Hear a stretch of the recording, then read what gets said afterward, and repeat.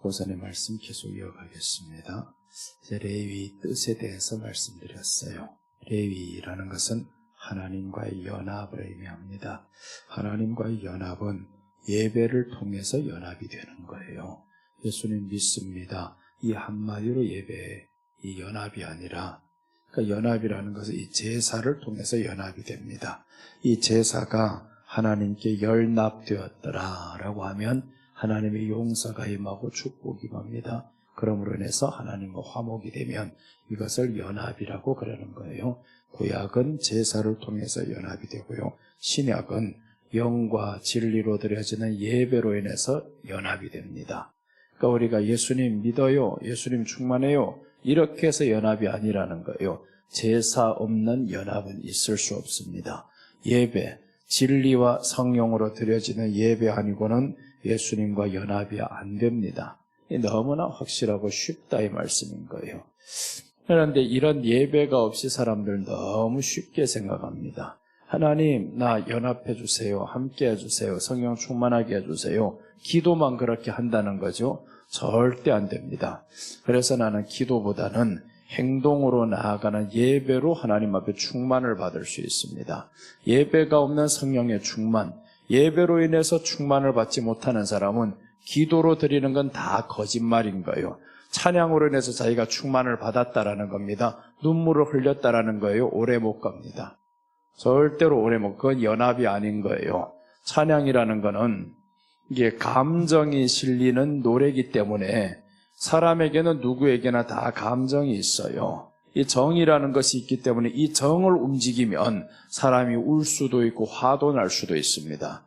그래서 이 찬양을 통해서 은혜를 받았다라고 하면 이 사람은 좀 지켜봐야 됩니다. 그러나 예배를 통해서 은혜 받은 건 달라요. 말씀을 통해서 은혜 받고 예배를 통해서 은혜 받는다는 것은 하나님과 연합의 길로 들어가는 겁니다. 그래서 우리는 찬양과 기도로 은혜 받는 것이 아니라 예배를 통해서, 예배라는 건 제사라는 거죠. 그래서 제사 없이는 하나님 앞에 나아갈 수 없다라는 것을 히브리서 9장 22절에서는 이렇게 말씀합니다. 피 없이는 죄 사함이 없느니라 라는 말씀 혹시 들어본 기억이 있죠? 피 없이는 죄 사함이 없느니라 라고 했어요. 그럼 피가 없다라는 것은 제사 없이라는 거죠. 제사 없이는 죄 용서함이 없느니라 그 말이에요. 구약식으로 말하면. 신약식으로는 그러면 예배 없이는 죄 사함이 없느니라 라는 말인 거죠. 그래서 예배라는 게 중요합니다. 예배는 예수님이 말씀했죠. 하나님이 찾으시는 예배가 있다. 신령과 진정으로 드리는 예배여야 한다. 그래서 예배를 소홀히 한단 말이에요, 사람들이. 예배를 소홀히 하면 전혀 이 사람은 구원받은 사람이라고 할 수가 없습니다. 구원받은 사람들이 삶은 예배로 드러나는 겁니다. 예배로 증명하는 거예요. 자기가 뭐 희생을 한다고요, 많이 드린다고요, 다 그거는 자신을 위한 포장이다 이거예요. 그러나 예배는 포장으로 불가능합니다. 영과 진리로 하나님 앞에 드려지기 때문에, 그것 때문에 이제 성경은 죄사함이 있느니라 라고 하죠. 그래서 제사가 중요하다라는 겁니다. 제사 없이는 하나님과 연합이 안 됩니다. 예배 없이는 예수님과 연합이 안 됩니다.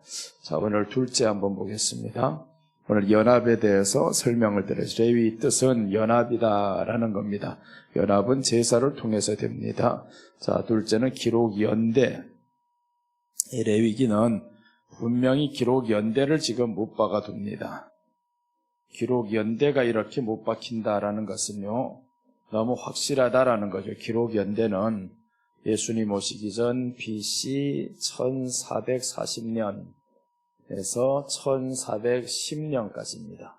이 사이에 지금 레위기 기록이 됩니다. 모세 오경이 기록이 되는 거죠. 모세 오경이 이 사이에 기록이 된다라는 것은 모세를 통해서 레위기가 주어지고요, 모세를 통해서 창세기가 주어집니다. 그럼 모세를 통해서 기록이 된다라는 것은 신약에서는 예수님을 통해서 복음이 증거되는구나, 예수님을 통해서 말씀이 선포되는구나 라는 겁니다. 자, 그럼 이 말씀의 뜻은 예수 그리스도의 복음의 역사적인 확실성이다라는 겁니다. 기록 연대가 너무 확실하잖아요. BC 1440년이다. 1440년이다. 이 말씀은 기록 연대가 있다라는 것은 역사적인 사실이라는 거죠. 역사적인 사실이다. 그럼 레위기를 역사적인 사실이라는 것을 말하기보다는 이 안에서 감추어진 것은 이후에 예수님이 이 땅에 오셔서 복음을 전하실 이 내용이 역사적인 사실로 너무 확실한 내용이다라는 겁니다. 레위기가 역사적인 사실이라면 그럼 복음으로 예표되는 이 레위기가 훗날에 예수님이 복음으로 이 땅에 오시는데 이것이 역사적인 사실이다라는 거예요. 복음의 확실성을 오늘 레위기를 통해서 말씀해 주는 겁니다. 그래서 기록 연대가 BC 1440년에서 1410년 이렇게 오는데 예수 그리스도 복음의 역사적 확실성이다. 구원받은 사람들이 이제 교회를 통해서 예배하는 삶을 살아야 됩니다. 교회를 통해서 예배하는 삶을 살아야 되는데 이 예배가 제사가 역사적인 사실, 예수님이 이 땅에 오시는 역사적인 사실을 확실히 믿어지는 사람은 예배를 영과 진리로 드리고자 사모합니다. 그런데 예수님에 대해서 역사적인 사실을 잘 믿지 못해요. 우리가 이 성경을 문자적 그대로 믿는다라는 사실은요, 예수님이 창조주이시고 예수님이 이 땅에 사람으로 오셨고 이런 것들이 다 지금 문자적인 기록으로 되었었잖아요.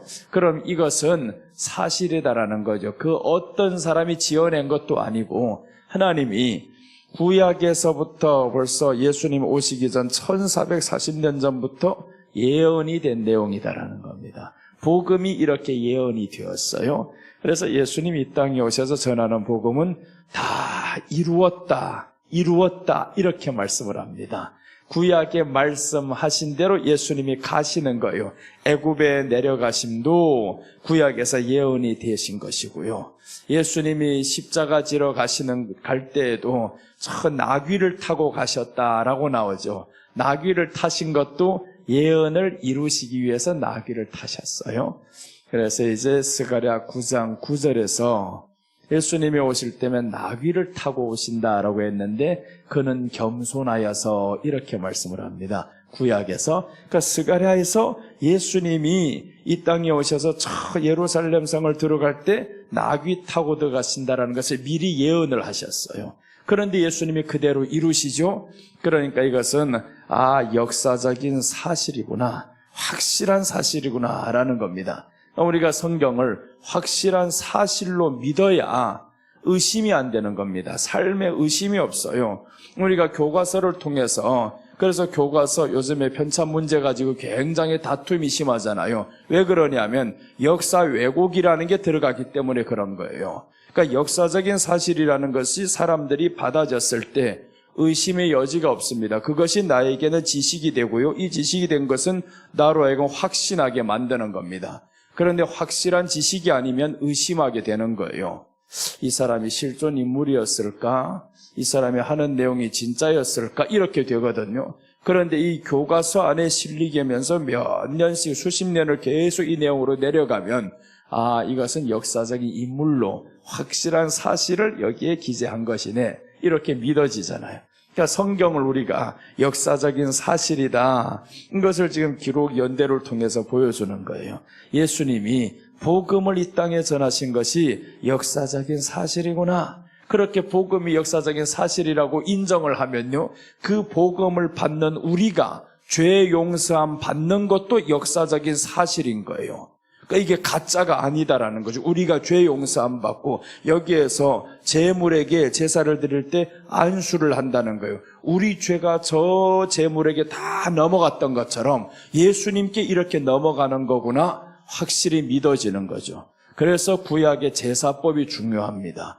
이 구약의 제사법이 역사적인 사실로 계속 이렇게 기록이 되었기 때문에 그 양이 누구고 그 제물이 누구라는 것을 신약에 와서 말씀하는 거예요. 이 제물은 단번에 들이심으로, 우리 오전에 성경 말씀 보았죠. 단번에 들이심으로 우리를 속량했다라는 거예요. 그래서 우리가 거룩함을 얻었노라라고 하시는데, 이때 이스라엘 백성들이 제사 드릴 때 죄로 이 제물에 안수를 하면 이 제물이 죽음으로 인해서 우리 죄가 용서를 받아요. 이것을 사람들이 수천 년의 세월 동안 반복해 온 겁니다.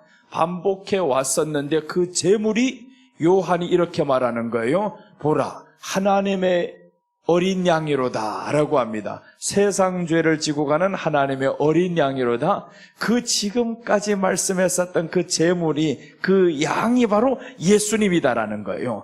이렇게 역사적으로 기록되었었던 이 제물이 누구냐? 예수님이다. 확실히 증거가 되니까 요한은 흔들림이 없어요.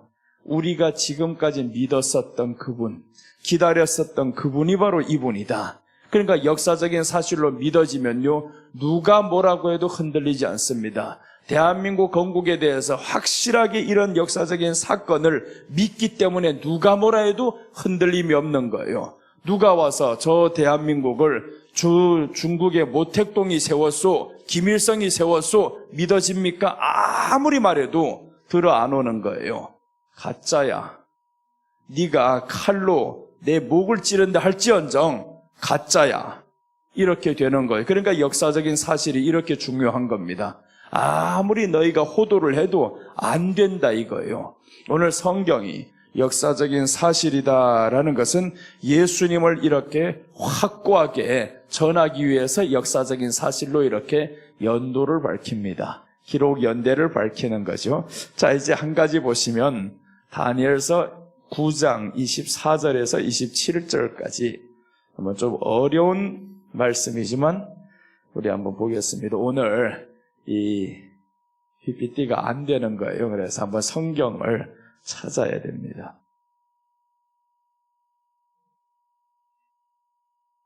오늘은 아마 다니엘서 9장 24절에서 27절까지만 설명하고 나면 또 시간이 다 갈 것 같아요.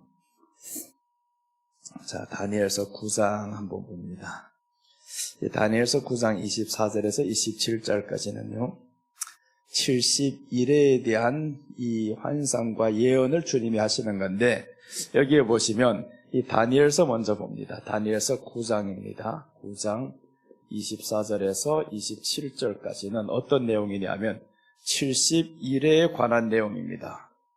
이 70일이라는 것을 하나님이 정해두셨어요. 이것은 세상 종말까지 71일을 정해두셨어요. 언제부터인가 성경이 말씀합니다.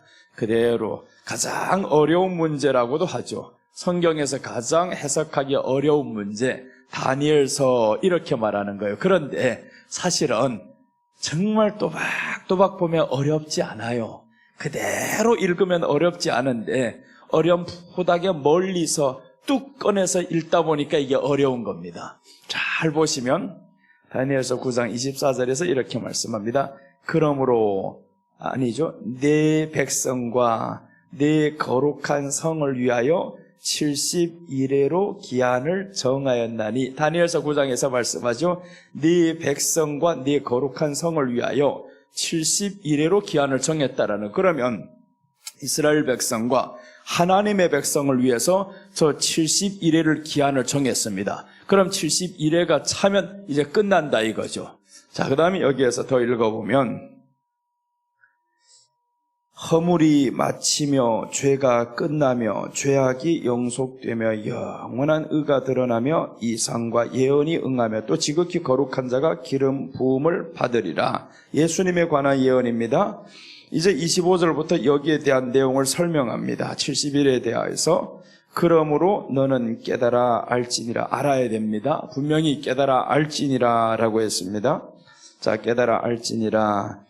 예루살렘을 중건하라는 영이 날 때부터 기름 부음을 받은 자 곧 왕이 일어나기까지. 자, 여기서 보면 예루살렘을 중건하라는 영과 기름 부음을 받을 왕이 일어나기까지 기한을 지금 설명합니다. 자, 보시면 여기에 70일에 이제 시작 들어갑니다. 70일의 시작은 언제부터냐 하면 예루살렘을 중건하라는 영이 있다라는 겁니다. 예루살렘 중건령이 나와요. 중건령, 이렇게 영이 날 때까지, 여기 영이 나면서부터 어디까지냐 하면 여기에 기름 부음을 받을 자가 나온다 이겁니다. 기름 부음 받은 자, 받을 자, 기름 부은 자. 자, 여기까지 기한이 얼마냐 이것을 설명하는 거예요. 자, 여기에서 예루살렘 중건령은 역사적으로 언제냐 하면 BC 457년입니다. 이것은 역사 기록에 이미 나와 있어요. BC 457년이다. 그럼 여기서부터 기름 부음 받은 자, BC 457년부터 예수님이 기름 부음 받은 자가 이 땅에 오신다?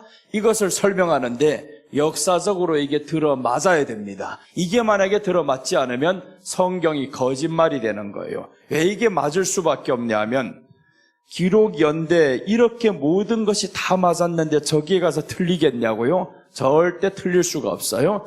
결론부터 말씀드리면 신학교에서 신학을 할 때 보면 예수님을 언제 왔다고 하냐 하면 BC 4년에 왔다 이렇게 말씀을 해요. BC 4년에 예수님이 태어났다. 결론부터 말씀드리면 먼저 보세요.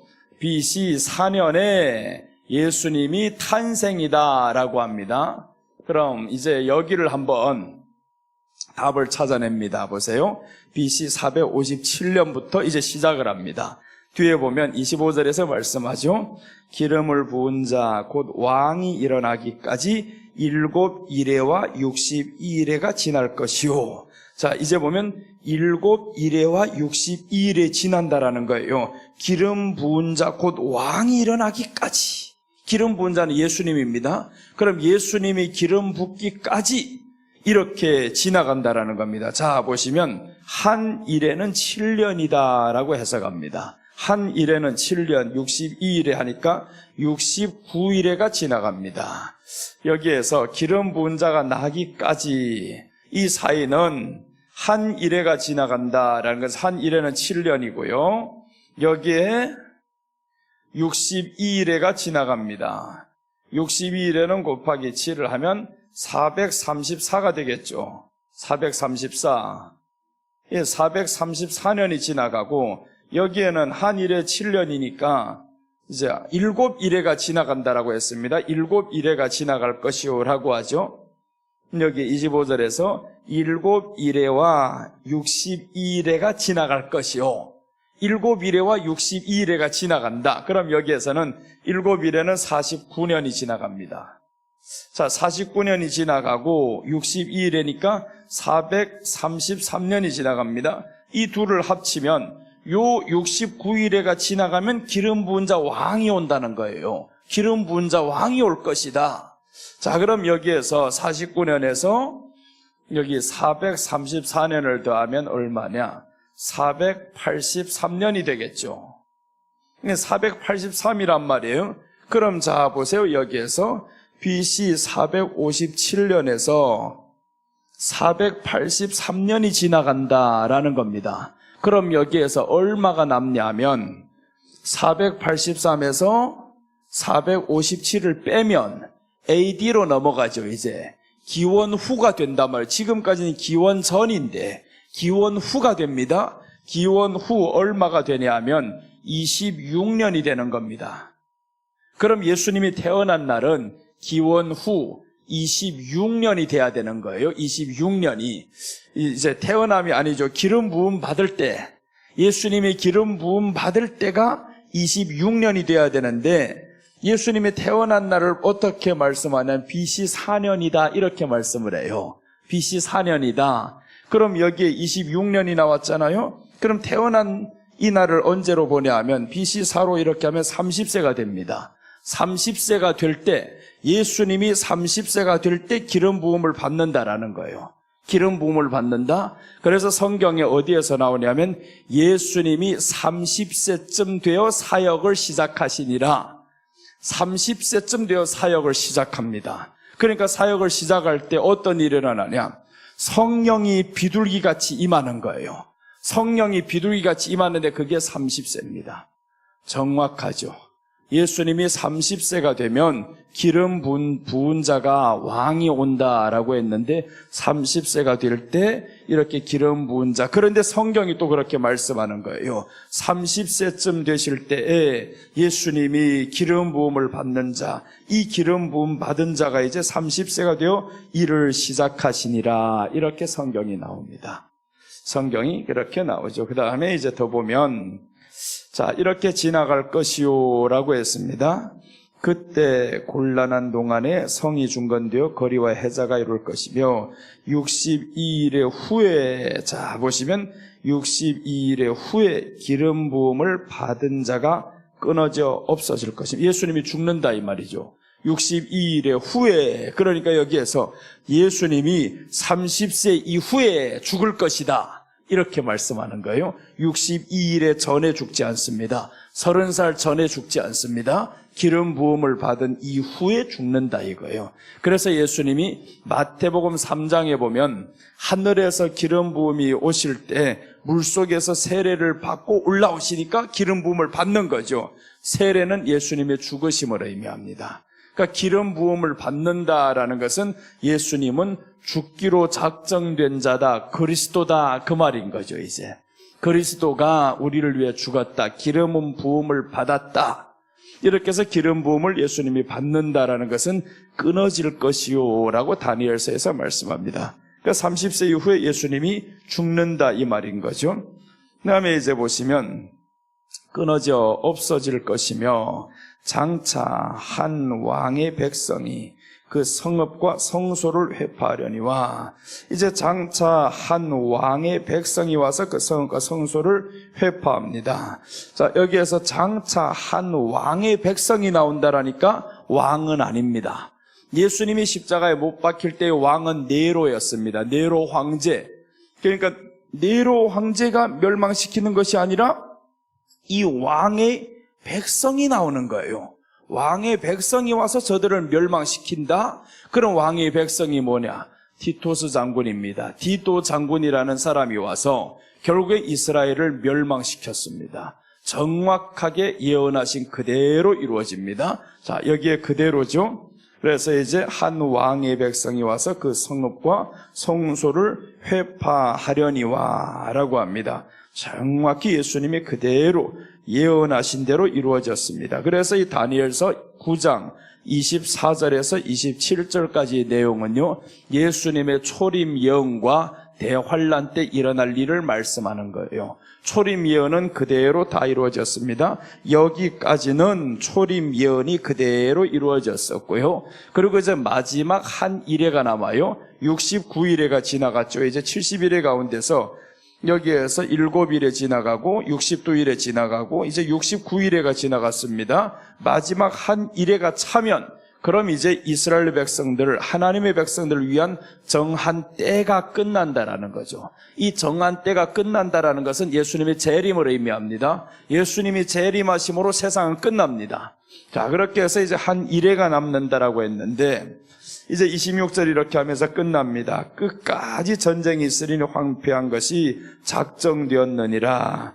그래서 예수님의 초림, 십자가의 죽음과 함께 그때부터 계속 전쟁이 있습니다. 온 세상은 계속 전쟁이 있을 것이다 라고 했는데 그대로 되죠. 자, 27절입니다. 27절 보시면 그가 장차 많은 사람으로 더불어 한 일의 동안의 언약을 굳게 정하겠고, 이제 마지막에 나타날 자 한 일의 언약입니다. 자, 여기에서 69일회가 지났습니다. 69일회가 지나고 나니까 이제 한 일회가 남아요. 자, 한 일회가 남는다라는 거죠. 이제 한 일회가 남습니다. 이 한 일회는 누가 오냐 하면 그가라고 시작하죠. 그가. 이 그가, 장차라고 해서 장차 그가 와서 많은 백성과 이제 여기에서 보면 많은 사람으로 더불어 일회 동안의 언약을 굳게 정하겠고 그 일회의 절반에 제사와 예물을 금지할 것이며, 이 그가라는 것은 적그리스도를 의미합니다. 마지막 때 그 한 일회가 남았는데 7년이 남았는데 그 7년 동안에 누가 일어나냐면 적그리스도가 일어납니다. 그럼 적그리스도가 언제 일어날까? 다니엘서에서 분명히 그를 유심히 보라라고 했습니다. 마태복음에서는 멸망에 가증한 것이 서지 못할 곳에 선 것을 보거든 읽는 자는 깨달을진저, 이렇게 말씀을 했어요. 그러니까 적그리스도가 마지막에 일어나면 분명히 성전을 더럽히는 일들 생깁니다. 성전을 더럽히는 일들 생기는데 그때부터 보면 우리는 예수님의 재림이 얼마 남지 않았구나, 지금 너무 섣불리 주님이 당장 오신다, 몇 년 후에 오신다, 이렇게 아무리 외쳐대도 거짓말, 그런 건 못 믿어요. 근데 언제부터는 확실하냐면 그가 나타날 때부터는 확실합니다. 이 그가를 계시록 13장에서 설명이 너무 상세하게 나와요. 적그리스도가 등장하면 어떻게 정복하게 될 것이고 어떤 일을 펼쳐나갈 것인지 이런 것들이 설명이 나와요. 그래서 그가라고 하는데 이 적그리스도가 세워지면 그때부터 이가 많은 사람으로 더불어 한 언약에, 이제 이래 동안의 언약을 굳게 정하는 7년입니다. 언약을 굳게 정하겠고 그 이래의 절반에 제사와 예물을 금할 것이며, 이제 제사를 금합니다. 이 법적으로 제사를 금한다 이거예요. 예배라는 것은요, 법적으로 지금까지 금한 적이 없습니다. 그런데 코로나 때 법적으로 예배를 금했습니다. 우리나라만 아니라 전 세계적으로 법적으로 예배를 금했습니다. 왜 그러냐면 전염병이라는 것 때문에 법적으로 모이지 말라, 이렇게 정해버립니다. 이 정말 상상도 못할 일이 우리 눈앞에 온 거예요. 어떻게 동시에 전 세계적으로 법적으로 정해놓냐고요. 그러니까 적그리스도가 마지막에 일어날 때를 코로나를 통해서 보여주신 겁니다. 확실하게 적그리스도가 일어나서 오늘 뭘 하냐면 제사와 예물을 금지할 것이며, 이 제사를 통해서는 하나님이 축복의 통로이라 했죠. 축복의 통로이고, 또 나가서 하나님과 연합을 의미하고, 이런 모든 것들을 파괴시키는 것이 제사를 금하는 겁니다. 그래서 이 그가, 적그리스도가 마지막에 일어나면 그가 제사를 폐한다, 예물을 금지한다. 예물을 금지하면 사람들 좋아하겠죠. 이 교회 다니는 사람들도 헌금 안 한다 하면 너무 좋아합니다. 헌금이 없대요, 너무 좋아요, 이렇게 하는데, 그럼 여기에 동조할 사람들도 많이 생깁니다. 그러니까 이런 일들이 역사적으로 지금 일어난 거예요. 지금 70일의 사건을 보면 다니엘서 9장 24절에서 27절까지 71회를 정해놓고 예수님의 초림을 예언했는데 그대로 이루어졌습니다. 정말 정확하게 연도수도 틀리지 않게 기름 부음 받은 때가 30세인데 30세쯤 되어서 기름 부음 받은 자가 나온다, 예수님이 오시기 전 700년 전에 예언이 된 겁니다. 이게 가능한 일이냐고요. 예수님이 오시면 30세에 기름 부음을 받을 것이오 했는데 성경에 보니까 예수님께서 30세쯤 되어 사역을 시작하시니라, 이렇게 나옵니다. 30세쯤 되어서 사역을 시작했다라는 거예요. 우리 한번 성경 찾아서 보고 갑시다. 어디서 그런 말씀이 나오냐 하면 누가복음 3장, 예수님의 족보 시작할 때 보면 이렇게 나옵니다. 누가복음 3장 한번 보겠습니다.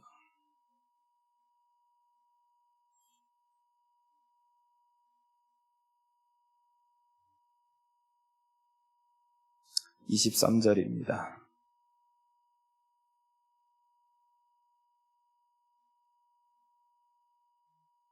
자, 보세요.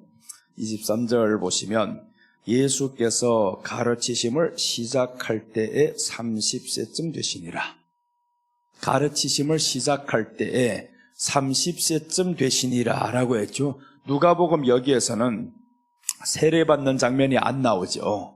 그런데 30세쯤 가르침을 시작하실 때에 라고 했는데 이것을 마태복음 5장과 연결시켜보면 보세요. 마태복음 5장 1절과 2절 보시면 지금 30세쯤 가르침을 시작했습니다. 마태복음 5장 한번 갑니다.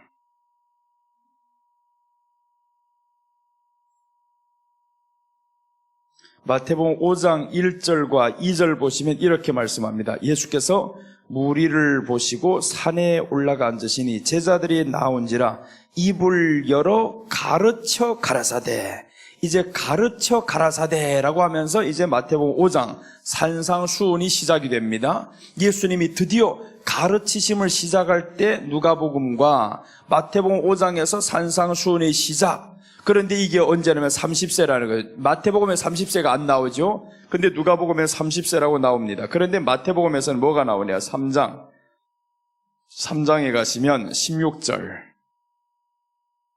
3장 16절은 기름 부음 받은 시기가 나옵니다. 이제 기름 부음을 받습니다.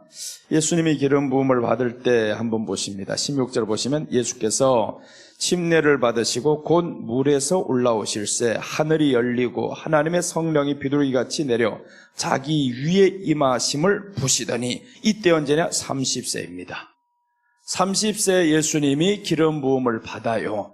여기에서 성령이 비둘기같이 임하심을 보고라고 했는데 바로 예수님이 내가 세례를 받았어요. 물속에 들어갔어요. 갔다 올라오시니까 이제는 성령이 기름 부음을 받았어요. 그러니까 기름 부음을 받을 때가 언제냐? 성경에 보니까 가르치심을 시작할 때 30세쯤 되시니라. 30세가 되었어요. 정확하다. 그럼 이 말씀은 역사적인 사건이구나. 우리가 지금 듣고 있었던 이 모든 것들은 역사적인 사건으로 이루어졌다라는 겁니다. 이 사건이 우리에게 사람들에게 다 믿어지면요, 역사 기록은 사람들이 다 믿어요. 의심을 안 한다면, 그러니까 성경도 우리가 역사적인 기록이다라는 것을 성도들에게 입증을 시켜주면 교과서를 믿듯이 믿게 되어 있습니다. 교과서는 왜 아이들이 학교에 들어가면 다 믿냐고요? 한 번도 예전에 대통령들 만나본 적이 없어요. 이순신 장군을 만나본 적이 없습니다. 그런데 역사적인 기록에 의해서 믿거든요. 이런 장군이 있었어요? 장군 동상을 보면서 이분이 이런 역사 기록에 나왔었던 이 인물이구나 라는 걸 다 압니다. 아무도 본 적이 없으나 의심을 안 한다 이거죠. 누가 이 역사 기록에 대해서 부정하는 외국인이 오면요, 그 사람과 싸웁니다. 그렇게 할 정도가 되죠. 왜 그러냐면 내가 받았던 이 역사 기록에 의한 이 지식은 너무 확고한 겁니다.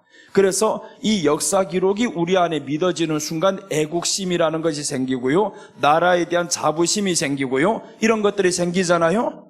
그럼 우리가 성경에 대해서 역사 기록을 확실히 알게 되면 성경을 믿는 자부심이 생기죠.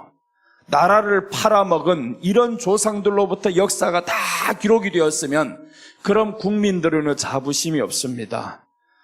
우리나라는 왜 이런 배신자들만 나왔냐, 이런 기록으로만 있으면 그럼 이 나라 국민이라는 것을 어디에가 말하기도 부끄러워요. 드라마, 영화만 나오면 우리나라 왕들은 다 버리고 도망갔더라, 간신배들만 있더라, 이런 역사만 있어 봐봐요. 그럼 그런 역사를 배우는 사람들은 정말 기를 못 핍니다. 내가 누구라고 말하기조차도 어렵습니다. 그런데 이런 역사 기록이 정말 훌륭한 사람들의 역사 기록과 간신배들 같이 넣으면서 이렇게 세워진 나라요, 이런 가운데서 우리가 태어났소, 이런 것들을 확실하게 배운단 말이에요.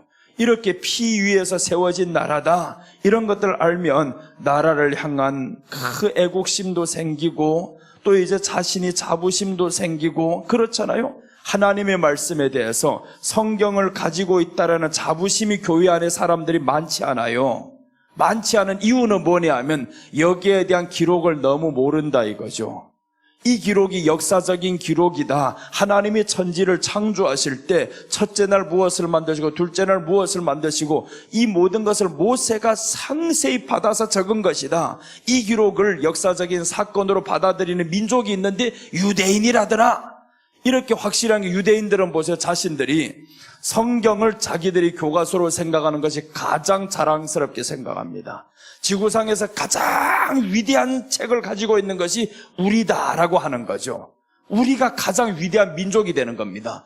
그러니까 이것을 역사적으로 받아들이는 사람들은 자기 민족성에 대해서 다르다 이거죠. 우리 민족은 당신들보다 우월해 벌써 다릅니다. 출발선상이 다른 거예요. 아이들이 이렇게 자라봐봐요. 우리들 교육을 받을 때 우리들이 출발선상은 훨씬 너희보다 더 우월해. 지식이 비교가 안 돼. 이런 역사의식을 갖고 태어난 아이들하고 자라는 게 다르잖아요. 그러니까 우리가 하나님의 말씀이 이제 이렇게 역사적인 기록으로 인해서 정확하게 이루어진 이 모습을 보면 세상의 역사와는 비교 안 되잖아요. 세상 역사와는 비교 안 되는 이런 하나님의 말씀, 기록된 것이 이루어진 것을 우리는 다 봐요. 예수님이란 이 인물이 신화적인 인물이 아니다라는 걸 다 알잖아요. 2000년 전에 이 땅에 확실히 존재했던 그 인물이다. 그러니까 그 시대에 이제 예수, 좀 더 전으로 나가면 석가모니, 조금 더 전에 예수님 전에 철학의 아버지라고 하는 히포크라테스, 이런 사람들 다 보면 역사적인 인물이었단 말이에요. 똑같이 역사적인 인물이었더라라고 하면 히포크라테스는 의학을 하는 사람들은 다 알아요. 역사적으로 확실히 실존 인물이었다, 이렇게 믿는단 말이에요. 이렇게 의학의 아버지 히포크라테스 하면 역사적인 인물로 믿었던 것처럼 유대인들은 우리 역사적인 인물 예수 그리스도, 지금은 예수 그리스도가 메시아라는 사실 저들이 믿지 않지만 오실 예수님을 믿어요. 믿는 사람들이 있고 믿지 않는 사람들이 있어요. 그러나 저들은 확실한 것은 구약의 성경을 그대로 삶으로 받아들입니다. 그러니까 자기들에게는 유일신이라는 거, 유일신 믿는 사람은 지구상에 하나밖에 없어, 이렇게 나가니까 우월민족이 되는 거죠. 자, 그래서 오늘 여기에서 기록 연대를 지금 설명합니다. BC 1440년에서 1410년이다. 이것은 예수님의 복음이 역사적 확실성이라는 거예요. 역사적으로 복음이 너무 확실하다. 예수님이 우리를 위해서 죽었던 것이 너무 확실하다. 이렇게 믿는 사람과 들어서 신앙으로 보지 못하고 믿는 것이 복이죠, 나는 무조건 믿어요, 이런 사람하고는 차이가 있어요.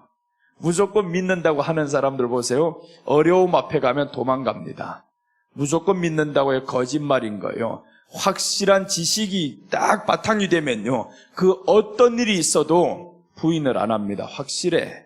내가 육신이 약해서 오늘은 부인한다 할지언정, 그러나 부인했던 그 내용은 사실이야, 이렇게 나갑니다.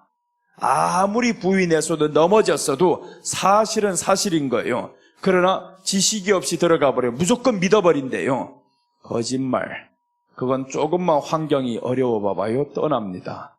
그래서 우리들에게는 하나님의 말씀으로 인한 지식이 확실하게 역사적인 사건으로 들어오는 지식과 대충 들어서 믿는 지식은 차이가 있어요. 지금은 모릅니다. 마태복음 7장 24절에서 27절까지 보면요, 그날에는 창수가 일고 바람이 불고 할 때 모래 위에 지은 집은 쉽게 무너진다 그럽니다. 반석 위에 지은 집은 아무리 와서 부딪혀도 든든히 서 있어요. 반석 위에 지은 집은 예수님이죠. 예수님을 이렇게 성경적으로 역사적인 기록의 이 인물이구나, 확실하게 모든 것 믿어지는 사람은 흔들림이 없습니다. 그래서 나는 어린이들도 마찬가지로 이렇게 가르칩니다. 역사적인 인물이다. 우리가 믿고 있는 예수님, 우리 성도들에게도 이렇게 말씀하는, 믿어질 사람들은 믿고요. 그러니까 역사적인 인물로 받아지기 시작하면 그때부터 내가 믿는 이 하나님이, 이 예수님이 얼마나 위대한지, 그럼 이 예수님이 위대해지면 누가 위대해지겠어요? 내가 위대해지는 거예요. 내가 스스로 대단한 인물처럼 보입니다. 엄청난 인물처럼 보이는 거예요. 내가 누구보다 더 잘나서가 아니라 내가 믿는 이 예수님이 엄청난 분이셔. 그러니까 그분이 내 안에 들어와서 나와 연합했어. 이렇게 가면 우리 자신이 대단한 인물이 되는 거죠. 그럼 이런 사람이 넘어졌다가 쉽게 일어납니다. 자, 여기하고 같이 나가는 말씀이 하나 있는데, 로마서 8장 31절에 보면 이 일에 대하여 내가 무슨 말 하리요? 라고 하면서 시작합니다. 이 일에 대하여 내가 무슨 말을 하리요? 만일 하나님이 우리를 위하시면 누가 우리를 대적하리요? 이렇게 말씀하는 거예요. 만일 하나님이 우리를 위하시면 했는데 우리를 대적할 자 없다 이거죠. 그런데 여기에서 하나님이 누구를 위하냐 봤더니 구약은요, 제사를 통해서 이 제사가 하나님 앞에 연락되었을 때, 그럴 때 하나님이 저들을 위해서 싸우십니다. 구약은 그렇게 되어 있어요. 제사가 하나님 앞에 연락되었을 때, 제사를 하나님 앞에 드렸을 때 재앙이 멈추고요, 제사를 드렸을 때 대적을 물리치시고요, 모든 것이 이렇게 기록되어 있습니다.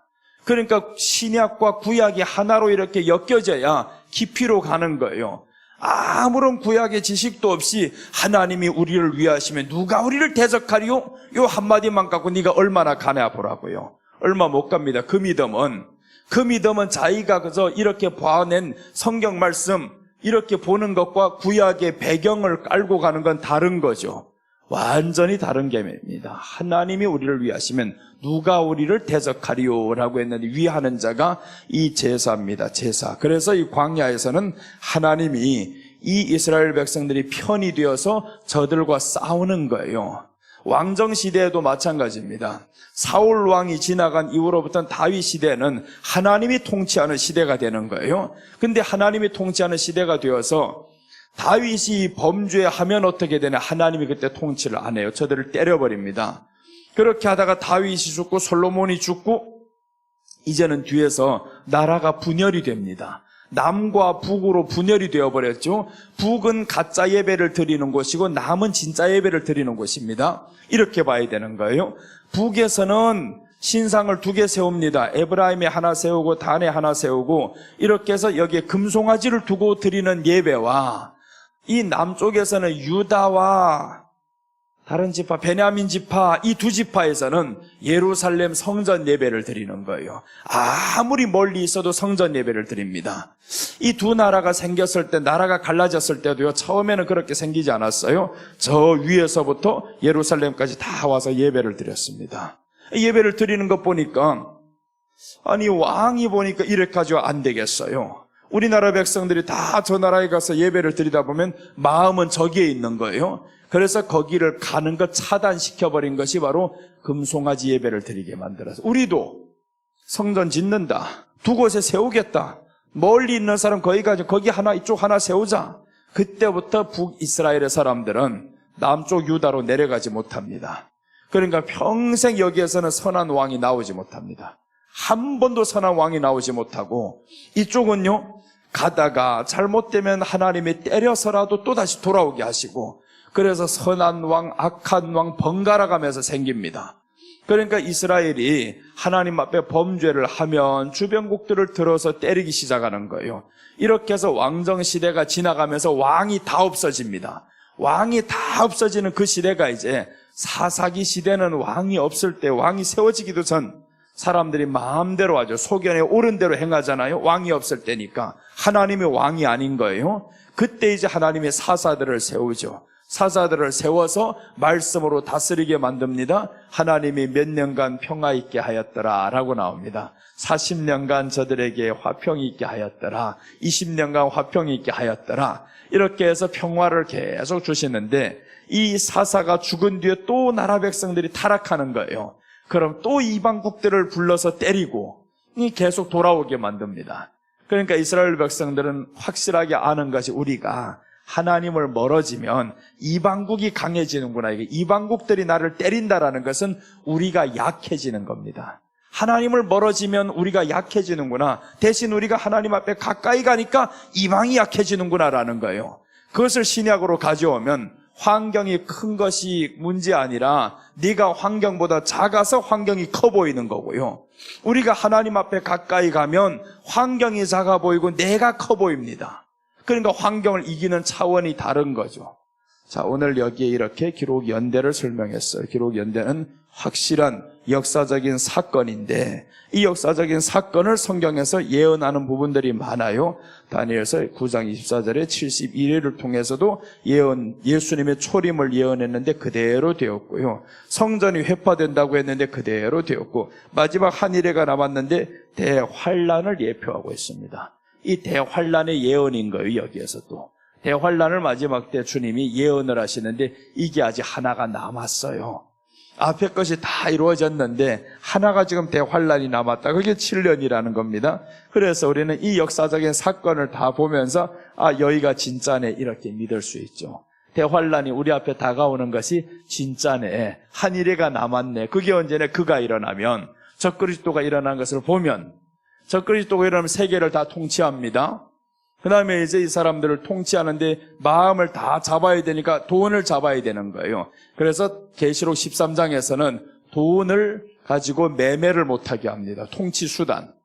마지막에 통치 수단은 돈입니다.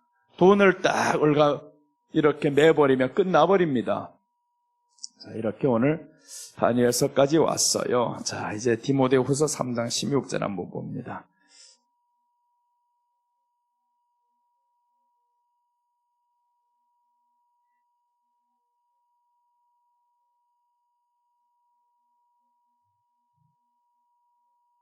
디모데후서 3장 16절 우리 다 아시는 말씀이니 한번 같이 보겠습니다. 모든 성경은 하나님의 감동으로 된 것으로 교훈과 책망과 바르게 함과 의로 교육하기에 유익하니 라고 했습니다.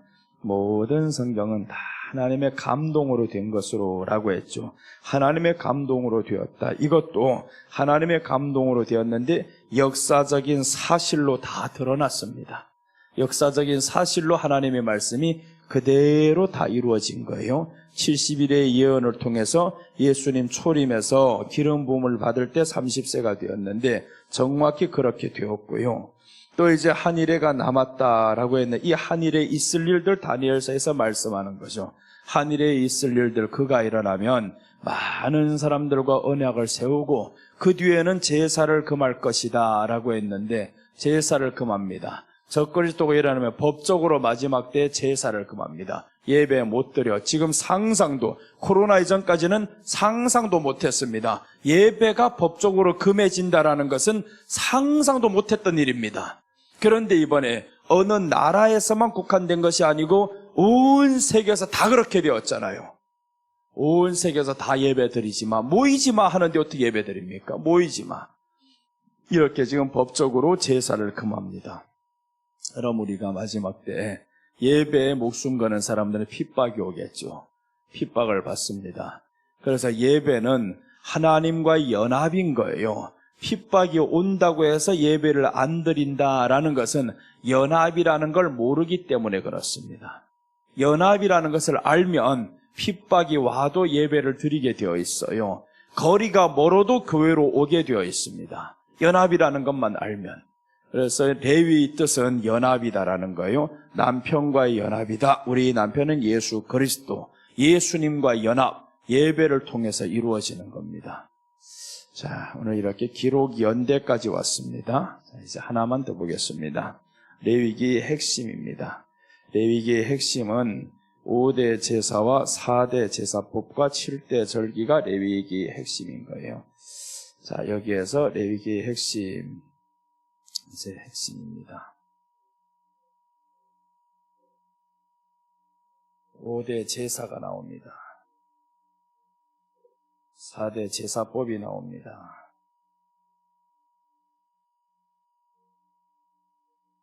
7대 절기가 나옵니다. 자, 이렇게 해서 여기에 5대 제사는 번제, 소제, 화목제, 속죄제, 속건제 이런 것들이 나오는데 이것은 지금 설명하지 않을게요. 이후에 들어가야 하니까 5장까지 가면 이것들이 다 나옵니다.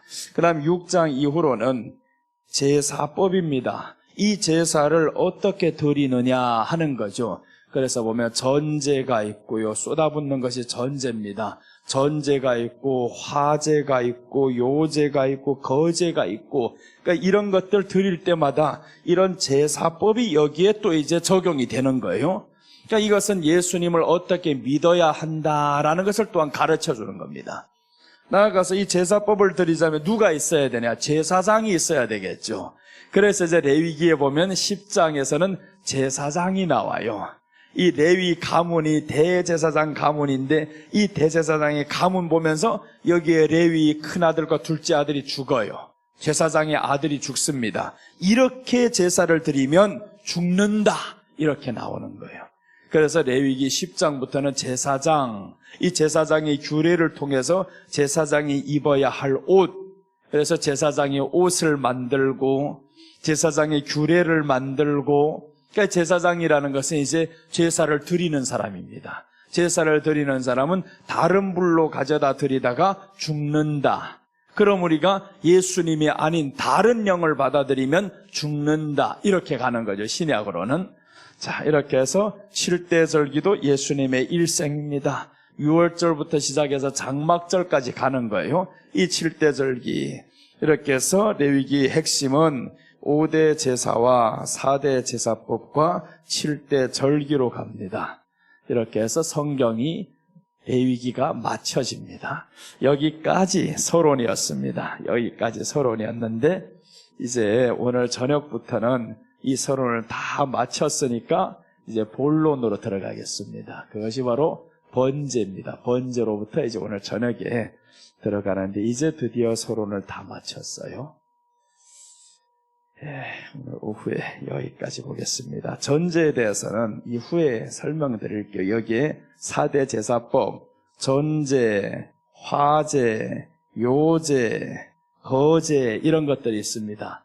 이 전제라는 건 포도주를 쏟아붓는 거, 이 제물에다 포도주를 다 쏟아붓고, 화제라는 것은 모든 것을 다 태웁니다. 요제라는 것은 그 고기 살집을 뚝 들어서 창에 들고 저 위에 높이 올리는 거예요. 이렇게 해서 높이 올리고, 이 거제가 높이 올리는, 요제는 이제 그 곡식 안단 들고 흔드는 겁니다. 이렇게 해서 여러 가지 제사법이 있어요. 이런 제사법들을 통해서 우리가 예수님을 어떻게 믿어야 할 것이고, 예수님의 일생이 우리를 위해서 어떻게 희생해 주었었고, 이 레위기 안에 가득히 들어있어요. 지금까지는 예수님의 십자가에 대해서 내가 그렇게 많이 안 했고 재림에 대해서 많이 했어요. 지금까지. 그런데 이제 이번 주간부터는 십자가에 대해서 많이 들어가야 되겠다. 그래서 예수님의 십자가, 그리고 우리들의 삶, 제사입니다. 예배입니다. 우리들의 삶, 이 삶을 이제 종말론으로 같이 붙여버립니다. 그래서 레위기는 이번에 특별히 다른 각도에서 해석이 될 겁니다. 단지 십자가로만 마치는 레위기가 아니라 이 레위기의 목적은 마지막에 오실 예수님을 기다리게 만들어야 되는 거예요. 그래서 거기까지 이제 여러분들을 모시고 갈 겁니다. 자, 분명히 좋은 시간이 될 겁니다. 놀라운 하나님의 역사가 있게 될 것이고, 복음의 말씀이 확실히 믿어지면 그때부터 근심이, 떠나가라고 해도 안 가던 근심이 없어집니다. 근심이 안 돼요. 이 복음의 말씀이 확실히 확 믿어지고 감동이 오는데 그 기쁨을 누가 막을 수 있겠어요? 아무도 막지 못합니다. 자, 기도하겠습니다. 하나님 아버지 감사합니다. 오늘 이렇게 레위기, 예수님으로 본 레위기 서론에 대해서 다 말씀드렸습니다. 이제 오늘 저녁부터는 레위기 본론으로 들어가야 하는데, 성령님께서 우리에게 지혜를 주시고 명철을 주시고 하나님의 말씀이 깊이와 높이와 넓이 세계를 더 알아가게 하여 주시옵소서. 지혜를 주셔서 귀가 활짝 열리게 하여 주시옵시고, 마음문 열고 예수님의 성품을 닮아가기에 부족함이 없게 또한 우리를 도와주시옵소서. 이 시간도 지켜주심을 감사드리며 다시 오실 예수님의 이름으로 기도드립니다.